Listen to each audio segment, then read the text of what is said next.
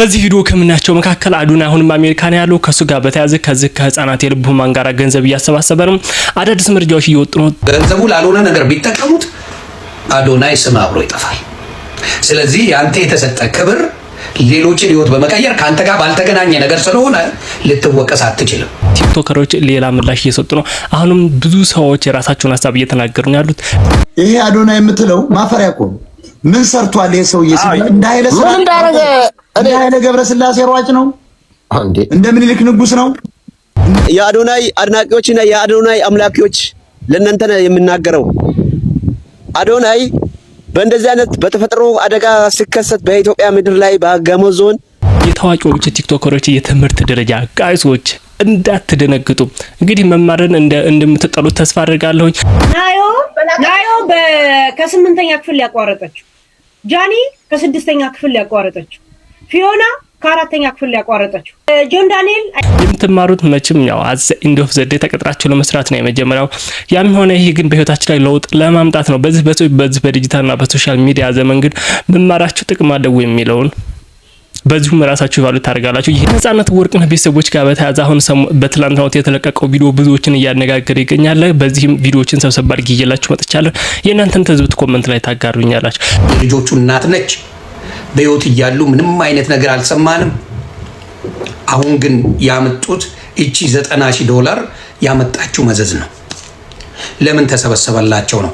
እናትየውም ምኑም ሲመሰገኑ የነበሩ ሰዎች ናቸው። የአርቲስት ነፃነት ወርቅነህ ቤተሰቦች ጓደኛው ነኝ ያለውን አስናቀን ወረዱበት፣ አይገልጸውም ወረዱበት። ወንድማችንን ነፍሱን ይማር። እኔ አስተያየት መስጠት የፈለኩት እዚህ ላይ ወጥተው አላስፈላጊ ነገር ለሚናገሩ ሰዎች ነው ማለት ነው። ቤተሰብን ብትሆኑ አንዳንድ ጊዜ እውቀቱን ካሌላችሁና ምኑ ጋር ምን መናገር እንዳለባችሁ ለማታውቁ ሰዎች ነው ማለት ነው። ወንድ ልጅ በደል ሲደርስበት በፍቅረኛው በትዳር አጋሩ ምናምን ሚዲያ ላይ ወጥቶ ያዙኝ ልቀቁኝ ማለት ልምድ የላቸውም። ልክ እንደያዙት ቀብር ነው የሚወርዱት።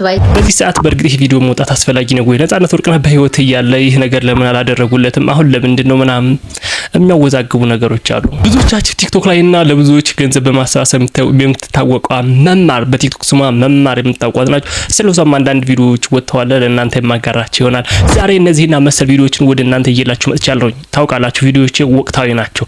ዛሬ ላይ ለምሳሌ ፖስት ማድረጋቸው ከሆነ ማክሲመም ኦፍ የ5 ወይም የ4 ሰዓት ልዩነት ነው የሚኖራቸው። ቤተሰብ ያልሆናችሁ በመጀመሪያ ሰብስክራይብ ማድረግ እንዳይረሳ፣ ላይክ ማድረጉ ለብዙዎች ቪዲዮ እንድደርስልኝ። ሰላም ጤና ይስጥልኝ ውድ የቻናል ቤተሰቦች እንዴት አዳችሁልኝ? እኔ በጣም ደህና ነኝ፣ ፈጣሪ የተመሰገነ ይሁን። ዛሬም በሌላ ቪዲዮ ተከስቼላችኋለሁ። ወደ አላበዛባችሁም ቀጥታ ወደ ቪዲዮ። ገንዘቡ ላልሆነ ነገር ቢጠቀሙት አዶናይ ስም አብሮ ይጠፋል።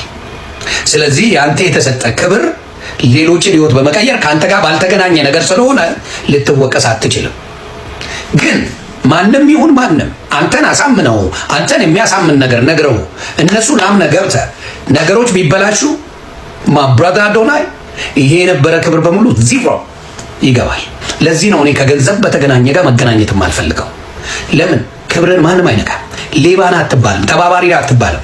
ወንድማችን ፊት አውራሪ ሚኪን ማየት ትችላላችሁ። አፈር ከድሜ ነው የከተቱት። ብዙ ወንድሞች ከገንዘብ በተገናኘ ተገኝተው ዱቄት ገብተዋል። ስማቸውን ማደስ አልቻሉም። ሚኪ ያን ቀን ይጸጸታል። ይሆንም ማለት ታስታውሳላችሁ። ኢትዮጵያ ላይ የታወቀ እዚህ መጥቶ ኒውስ የሚነግረን በእኔ ተማመኑ ይሄንን ውጭ ያስወጣሉ ምናምን ብሎ ያለው እስር ቤት የገባው በእኔ ተማመኑ እንደዚህ ተብሏል። ሌላም በመኪና ጉዳይ እነ መንሱር አሁን ብዙ ጥያቄዎች አሉባቸው።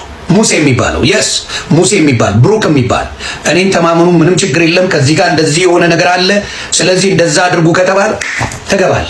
ስለዚህ አዶናይ ሌላው በሰራው ወንጀል ተጠያቂ እንዳትሆን አንተ ማድረግ ያለበት ይሄ 1 ሚሊዮን እናስገባቸዋለን ቲክታክ ላይ እናንተ እናደርጉ እያልክ የሌላውን ህይወት የሚቀየር ከሆነ ምን ትሆናለህ ማለት ነው። ይሄ ስራ ማንም አይወስድብህም። እንደ ወንድም እንደ ታላቅ ወንድም ክፉን ስለማልመኝ ነው ይሄን መነገር።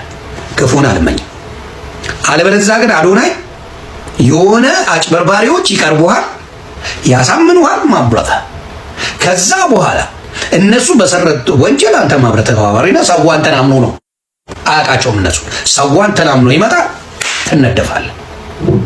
ስለዚህ እኔ እየደበረኝ ነው። ስሙ ባይጠፋ ደስ ይለኛል። ስሙ መጥፎ ባይሆን ደስ ይለኛል። ልጁ ቅን ልብ አለው። አዶናይ በጣም ቅን ልብ አለው። ምቀኞች ትላላችሁ። ቅዘና ለለማይ ትግሬ ምን አባክ መቀኛል። ለማንኛውም ሰሜነኛ የሚባለው ውሸት ነው። አየህ ትግሬ እዚህ ጋር እንደነ ሰለሞን ያለውን አማራ ናችሁ በሚል ያጠቃል ተባብሮ፣ እዚያ ደግሞ እነዘመነ ደግሞ ከነዘመነ ጋር እኛ አንድነን እንሄዳለን። አይጋጭም። አር ዩ ሲሪየስ ትግሬያንስ? አር ዩ ሲሪየስ? ቋንቋ ለማይችል እዚያ ጋር ይሄ አዶናይ የምትለው ማፈሪያ እኮ ምን ሰርቷል ይሄ ሰውዬ? እንደ ኃይለ ገብረስላሴ ሯጭ ነው አንዴ፣ እንደ ምኒልክ ንጉስ ነው፣ እንደ ታወቁ አርቲስቶች እኮ ምን ሰርቶ ነው ስትል ማፈሪያ እኮ ነው። ይሄ እንደ ቴዎድሮስ ትግሬዎች ይኸውልኝ ቲክቶኩንም ለመያዝ ቢሊዮነርነቱንም ለመያዝ የዓለም አደባባይን ለመያዝ ፖለቲካውን ለመያዝ ትግሬ የሚባል ጉንዳን እየተንቀሳቀሰ ነው። ልንገርህ እኔ ደግሞ ትግሬን እኔ አውቀዋለሁ። የምበቀለው እኔ ነኝ። ፈዋትን ቂጡን እኮ ወግቼ እኮ አሁን እኮ ይሄ ሰሜነኛ የሚለውን እኮ የበተንኩት እኮ እኔ ነኝ። ዘመነ ካሴ እኮ አባይ ሊደርስ አልቻለ። እኔ ነኛ ግራ ቂጡ ላይ ነው ወግቼ ያቆምኩት። ህዝቡ ነቃየህ ታውቃለህ። ሰሜነኛ እኮ የለም። አሁን አንጠባጥቤ ነው ገደል የከተትኩት እኔ ተዋርጄ። ገብቷቸዋል ቀሚስ ለባሽ እኔን እኮ ነው ያቋረጠ። የአዶናይ አድናቂዎችና የአዶናይ አምላኪዎች ለእናንተ ነው የምናገረው። አዶናይ በእንደዚህ አይነት በተፈጥሮ አደጋ ሲከሰት በኢትዮጵያ ምድር ላይ በጋሞ ዞን አርባ ምንጭ ላይ መናገር ሲገባው ስለ ዴላን ፌጅ ምናምን ብሎ ያወራል። ስለ ዴላን ፌጅ ምን አገባው? መጀመሪያ በአገሩ የተከሰተው አደጋ ለእንደዚህ አይነት ሰፖርት እንዲደረጉ እናቶችና አባቶች እህቶች በዚህ አደጋ ሲጎዱ መገኘት ሲገባ ስለ ዴላን ፌጅ ፎሎ አድርጉ ብሎ ቪዲዮ ይሰራል። በጣም የሚያሳዝን ነው። ይሄ ሰው ለሀገሩ ለህዝብ አደጋ ሲደርስ ከጎኑ ሮጦ እንደማይቆም ማሳያ ነው። እና የአዶናይ አፍቃሪዎችና የአዶናይ አምላኪዎች እኛ እሱን የምንናገረው በምክንያት ስለሆነ ይህን ጉዳይ ተገንዝባችሁ በዚህ አጋጣሚ በጋሞ ዞን በዚህ አደጋ የተጎዳችሁ ወገኖች መጽናናት ይሰማችሁ ብዬ ከልብ ነው የምናገረው። ለሞቱት ነፍሳቸው በአጸገነት ያቆይልኝ ብዬ እናገራለሁ። አመሰግናለሁ። እግዚአብሔር ከጎናችሁ እንዲቆም ይላለው። አንድ ጊዜ ዝጋ ቆም ላደርጋችሁና ቤተሰብ ያልሆናችሁ ሰብስክራይብ አድርጉኝ፣ ያው ላይክም አድርጉልኝ ለብዙዎች እንድደርስ ስለሚረዳኝ ማለት ነው። ናዮ ከስምንተኛ ክፍል ያቋረጠችው፣ ጃኒ ከስድስተኛ ክፍል ያቋረጠችው፣ ፊዮና ከአራተኛ ክፍል ያቋረጠችው፣ ጆን ዳንኤል አይ ቲንክ አካውንቲንግ ነገር ሄዷል መሰለኝ። ወንዶቹ እንደውም ትንሽ ሄዷል። እስጢፎ ከሰባተኛ ክፍል የተባረረው ድምፁ አስቸግሯል። ነፂ ወንድማችን አንድም ቀን ስለሚስቱ፣ ስለ ልጆቹ፣ ስለ ሚስቱ ቤተሰቦች ክፉ የተናገረውን ሰምተን አናውቅም። ስለዚህ አሁን ስለ ነፂ ባለቤቱና ልጆቹ ምንድን ነው እያላችሁ ያላችሁት? ግን ጤነኛ ናችሁ? ግን ጤነኛ ናችሁ ወይ? ምንድን ነው ፍላጎታችሁ? መጀመሪያ ስታደንቋት አልነበር እንዴ? ባለቤቱ መጀመሪያ ጀግና ናት፣ ጎበዝ ናት፣ መልካም ናት ስትሉ አልነበር ወይ? ራሳችሁ ሰው ሾርት ሚሞሪ እንደሆነ የምታውቁት እዛም ትክክል እዚህም ትክክል ይላል። ማስታወስ አይችልም፣ ነገሮችን መጠየቅ አይችልም፣ ነገሮችን ማገናዘብ አይችልም። የአርቲስት ነፃነት ወርቅነህ ቤተሰቦች ጓደኛው ነኝ ያለውን አስናቀን ወረዱበት፣ አይገልጸውም፣ ወረዱበት። አሁን ቃለ ምልልሱን አይቼ መጨረሴ ነውና የታዘብኩትን በአጭሩ ጽፌያታለሁ። እስኪ ላቀርብላችሁ። የአርቲስት ነፃነት ወርቅነህን በተከትሎ በህዝብ ዘንድ ከፍተኛ ስሜት ከፈጠሩት ክስተቶች አንዱ አስናቀ የተባለው አርቲስት የ29 ዓመታት የማይነጠል ጓደኛው መሆኑን በመግለጽ ያቀረበው የእንባና የሀዘን ትርክት ነው። ሆኖም የነፃነት እህት ሚሚና ወንድሙ ወንዴ በዩቲዩብ በሰጡት ቃለ ምልልስ ይህንን የማህበራዊ ሚዲያና የአደባባይ ጓደኝነት ትርክት እጅግ ሞጋጅ በሆነና ማስረጃን መሰረት ባደረገ መልኩ አፈራርሰውታል። ቤተሰቦቹ እንዳጋለጡት ከስሜት ቀስቃሹ የአስናቀ ንግግር ጀርባ ያለው እውነተኛ ጓደኝነት ሳይሆን አጥፊነትን ማጀብና የራስን ስም የማጉላት ፍላጎት ነው። ተዋናይ አስናቀ በቀብር ስነ ስርዓቱ ላይ በ29 ዓመታት ውስጥ ከአንድ ወር ውጪ ተለያይተን አናውቅም ማለቱ የብዙዎችን አንጀት በልቶ ነበረ። ነገር ግን የአርቲስት ነፃነት ወርቅነህ እህት ሚሚ ይህንን በአሃዝና በታሪክ ስትሞግተው የውሸቱን ስፋት ያሳያል። ነፃነት ያረፈው በ43 ዓመቱ ነው። ከዚያ ላይ 29 ዓመት ሲቀነስ ጓደኝነታቸው በ14 ዓመቱ እንደጀመረ ያሳያል። ነገር ግን ሚሚ እንደምትለው ነፃነት በ16 ዓመቱ የሳምባ ምች ታሞ ከአባቱ ጋር የነበረበት ጊዜ፣ በአሜሪካ ለ2 ዓመት ከ7 ወራት የኖረበት ጊዜ እንዲሁም አስናቀ በስራ ምክንያት ሀረር የኖረባቸው ረጅም ዓመታት አሉ።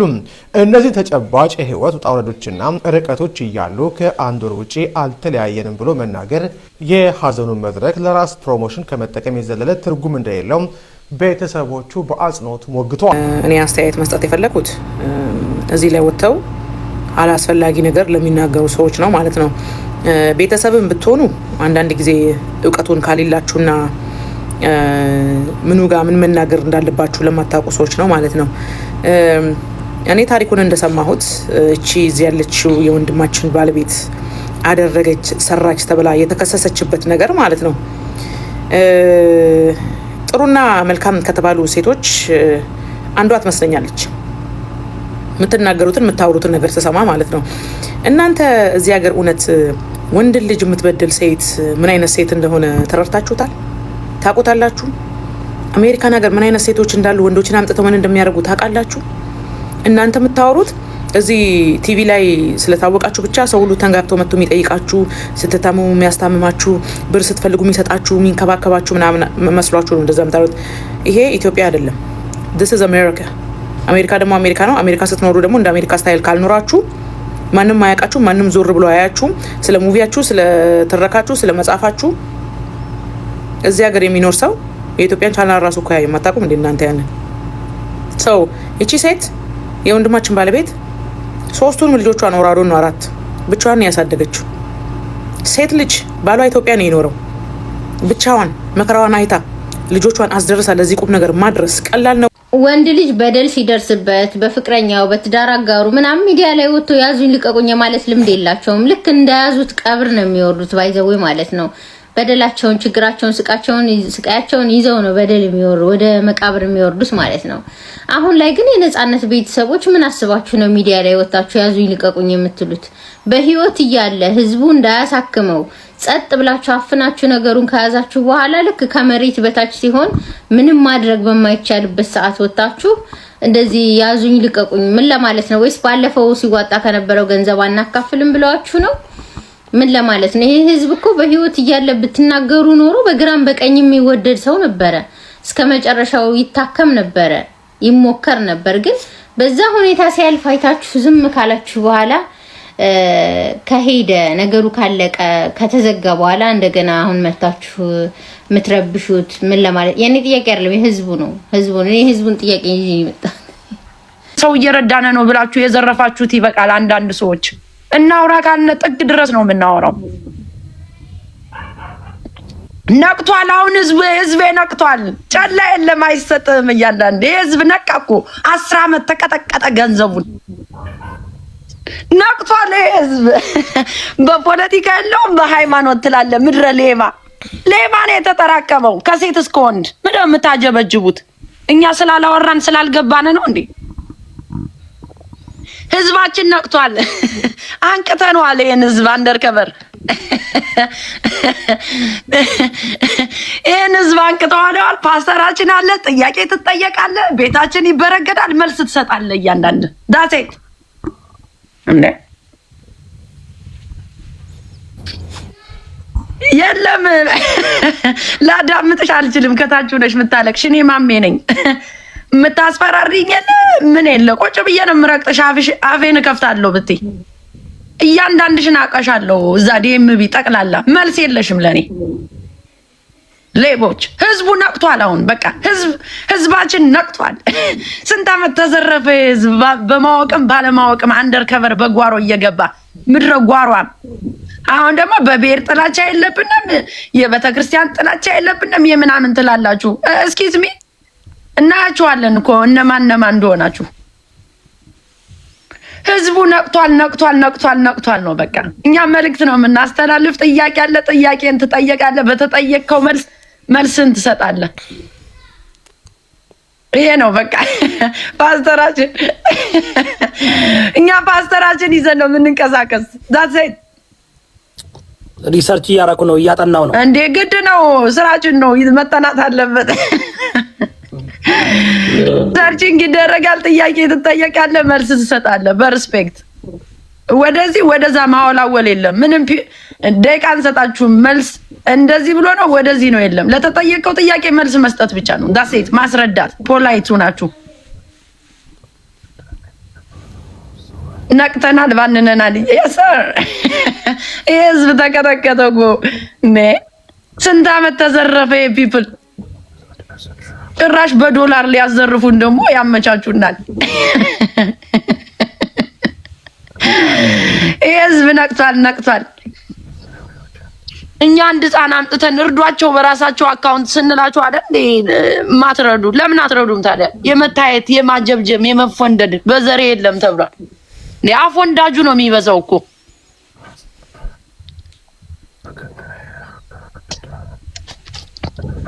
ይሄን ነገር ፐርሰናል አታርጉት። የአንድ ሰው ብቻ አይደለም፣ ፐርሰናል አይደለም፣ ማጆሪቲ ነው የምናወራው ጋይስ። ህዝቡ ነቅቷል። ቁጭ ብለህ ማልቀስ የምትፈልግ ማልቀስ ትችላለህ። አይ ዶንት ኬር። ሌቦች ይሄን ህዝብ ስንት የተዘርፉት ዘረፋችሁት እኮ ፒፕሉን። ስንት ዓመት ተዘረፈ ይሄ ፒፕል። ነቅቷል። አሁን አታገኝም እያንዳንድ